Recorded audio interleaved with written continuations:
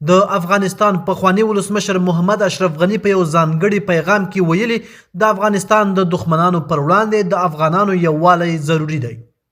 پخوانی ولسمشر محمد اشرف غني په یو تازه پیغام کې د افغانانو د یووالي غوښتنه کړې ده.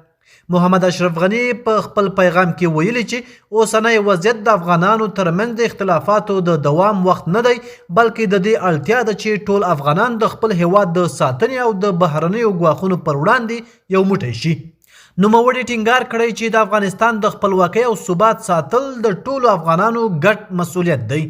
هغه ویلي چې د افغانستان پر خاوره هر ډول برید د افغان ولس پر وړاندې یو جدي ګواښ بلل کیږي او اړتیا ده چې افغانان په ګډه د خپل هیواد د دفاع لپاره ودرېږي.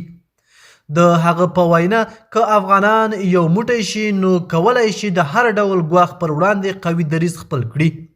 محمد اشرف غني همدارز ویلي چې د هیواد د راتلونکي لپاره باید ګډ کار وشي څو افغانستان له جګړو ووځي او د آبادۍ او پرمختګ پر لور حرکت وکړي. نوموړي زیاته کړې چې د ملي ګټو لپاره ګډې هڅې کولی شي هیواد له اوسنیو ستونزو وباسي.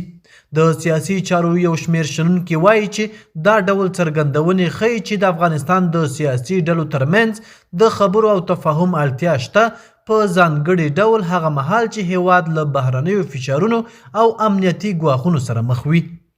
بلخوا د پاکستان وروستي بریدونه په افغانستان کې پراخ غبرګونونه راپارولي دي او ګڼ شمېر افغانانو د دې بریدونو غندنه کړې ده. د راپورونو له مخې په دغو بریدونو کې یو شمېر کورونه او ودانۍ هم زیانمنې شوي دي.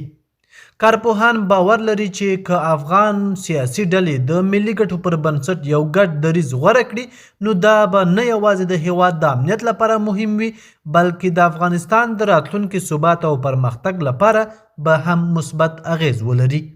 د شنونکو په باور د افغانستان اوسنی حساس وضعیت د دې غوښتنه کوي چې ټول افغانان د اختلافاتو پر ځای د یووالي او ګډ کار لاره غوره کړي څو هیواد د جګړو له دورې ووځي او د سولې او آبادۍ پر لور حرکت وکړي. د نن ورځې خبر تر همدې ځایه و. د نورو تازه او مهمو خبرونو لپاره افغان پلس چینل در سره سبسکرایب کړئ او خپل نظریات مو را سره په کومنټ کې شریک کړئ. تر بیا ښه وخت.